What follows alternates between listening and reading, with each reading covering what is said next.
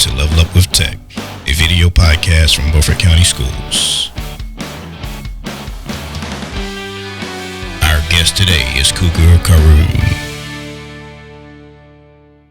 Welcome back, Cougar. It's good to have you back again. Yeah, thanks for having me. Glad to be back. Absolutely. I always enjoy talking to you. You always have cool stuff that you're doing, but you're real calculated in what you're doing, so it's neat. Like, teachers enjoy, right? Because they don't want to do anything that's like going to take a long time or be hard or difficult. But I have very limited time, and so I got to make sure I use it right. Right. I enjoy gleaning your information. But anyway, that was a little side note. But we were talking about you guys give assessments periodically through the semester. Can you talk about those real quick? Yeah, so we call them check-ins, not to be super confused with like the NC check-in coming up that a lot of teachers are about to have or are about to deal with. But so we like to give these, they're real short, like 4 questions related to the last like couple days. We like to give it like right before a quiz or a test. Gotcha. And it's just 4 questions that kind of cover the topics that we've been talking about. We treat it like an assessment, so like they can't use notes, they can't use get any help or anything like that. But we don't grade it like an assessment. It is just so we call it a check-in because we are just checking in to see where their progress is at, how well they're doing. So we still grade it for accuracy. We still look and evaluate it as far as like a data standpoint to really get an idea of where they're at before they take that assessment. So we know what we need to do as far as like reviewing, getting them ready, helping them out, that kind of thing. Right. So like the NC check-ins, but just a smaller, a very short, smaller scale. Right. Yeah.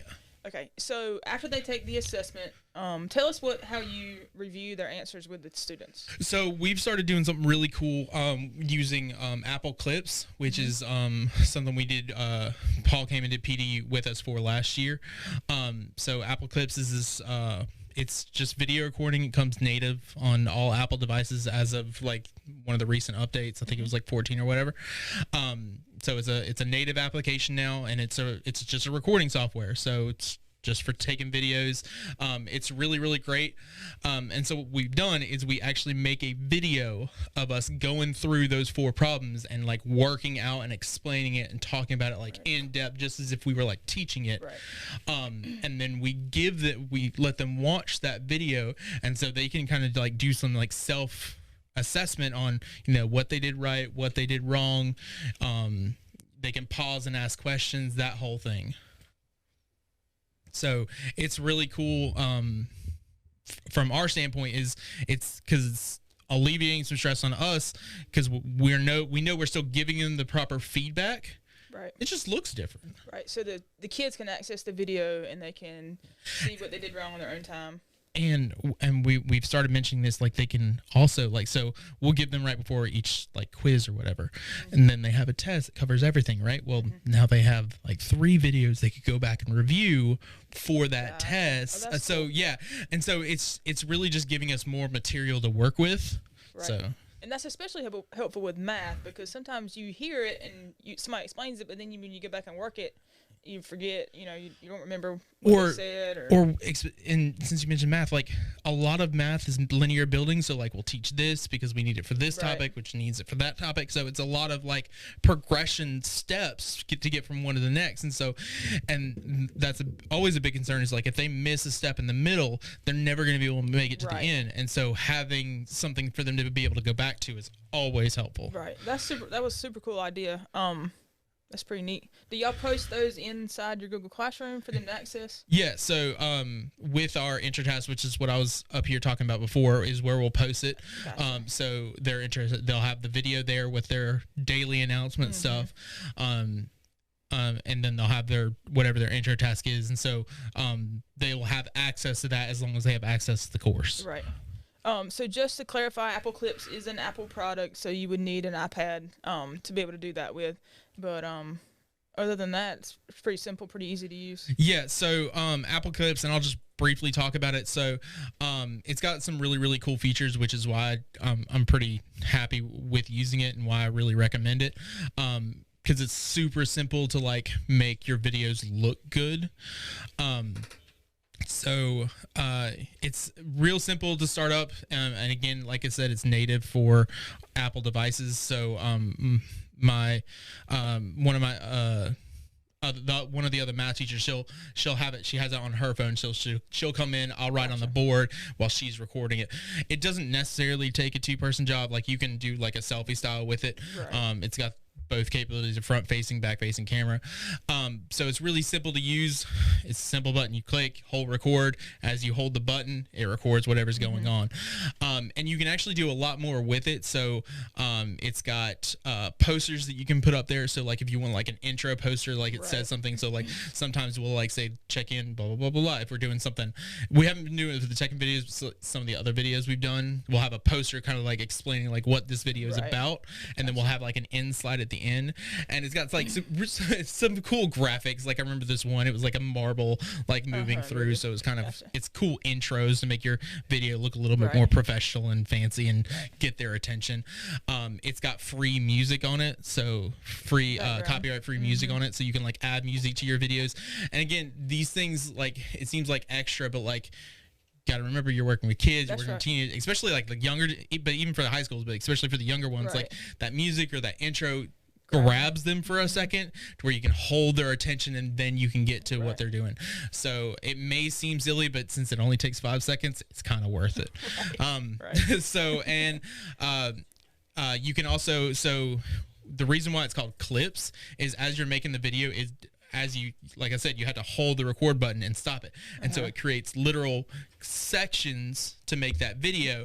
And so if you mess up, you can just delete that section, re-record it. You can move pieces of, like, if you think of something at the end and wish it was the beginning, you can just slide it over and there it is. So what we'll do is, like, we'll do, since I was talking about the check-in with 4 questions, we'll do each question in like a section or 2 sections. And so with each section, like if I messed up or like there was a mistake or something, or just, you know, someone comes into my room and like the audio messes up, we can just delete that section real quick, re-record it. And that way we're not having to re-record the whole video for one tiny mistake. Super helpful. Well, good work, and thank you for sharing with us today. I appreciate any information you ever have to give us. We've been doing this since October, actually. So they don't take long. I think the longest video that we've done was like 14 minutes, and that was for a way bigger task than our normal check-ins. So like 10 minutes in the afternoon, it's really worth it. Gotcha. Do you have a video that you can show us? So I actually save them all to my Google Drive. That way they're easy to upload to Google Classroom. So let me just pull one up here real quick. Let's see. Do the check-in. So this is, like I was saying before, have an intro slide just so they know what it's about. And then I'll get straight into the first problem, just really going through and explaining, like, clear and concise, each step, exactly what to do, all the different things that they can encounter. Oftentimes with problems, if there's like more than one way to do it, I'll try to actually show that too if I've got the time, just so they can really see like exactly what they could do with this problem, how they would solve it, what the process is going through it. And so this is me like kind of just explaining it, and I'll do that for each of the 4 problems, go through it, answer it, show the final answer, and then I'm going to skip a little bit. So I'll go through, I'm using a smartboard, which is really great. So I'm like highlighting things, circling things. If it's a word problem, I'll like underline or highlight using the tools there. Going through, talking about anything as far as information, whatnot. And then at the end, we always make sure to show like the full answer key. And so we always give these to them the next day during their intro task, and so they can like watch the video and like, you know, see how we go through it. You know, the video is great, but they can still pause and ask questions. You know, it's just a really good resource for them to have. Have they given you any feedback about the videos? They have. We actually did a on one of our daily announcements. We actually did a survey type of thing where we were asking, like, on a scale of 1 to 10, what do you think about the videos and why did you choose that value? And I think when we looked at all the data together, our check-in videos scored at about an 8.5, somewhere in there. It was like a weird decimal for ratings, and so they were pretty happy with it based on what we saw. Like, they did find it useful. there was a couple weird comments like I really liked it, but like sometimes I still have a question, and so we have to like talk to a couple of them. Like you can still pause the video and ask questions. Right. But yeah, over majority across all three of my math classes, as well as all of Miss Saul's 3 math classes, because we've been doing these together. That's over 6 classes. We've got a rating of about 8.5. So that's pretty high. That's pretty high. That's pretty high. Do you post them in your Google Classroom? Yeah, so we post them as we add it straight from Google Drive into Google Classroom attached with their daily intro task. In fact, so we've organized everything to folders, and it should be shared with at least we've tried to share it out with the county, so at least one high school math teacher at each high school, and then I think we've at least got one middle school teacher has access to both the folders as well as the pacing guide, where we've been trying to put all of our like activities, these videos, anything that we have, to try to like get that out there so they can use it as they need it. So yeah, everything's through Google Drive, which is super easy to use. Apple Clips like upload straight to Google Drive. Right. Well, speaking from the district, we definitely appreciate you sharing that information and those resources out with the whole county. Yeah. The way I see it is, if we help each other out, we just get a better result. So. That's right. And no need to hide it. Share all the good stuff that you're doing. I appreciate you being on the show again. Always happy to have you. So anytime you want to come back, you're certainly welcome.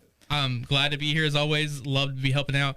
And like I always say, anyone who has a question, needs help with something, feel free to email, contact me. I'm always trying to make myself available to those who need it. Awesome. We'll put your email in the credits when they roll. And thank you. Yeah, anytime. Later.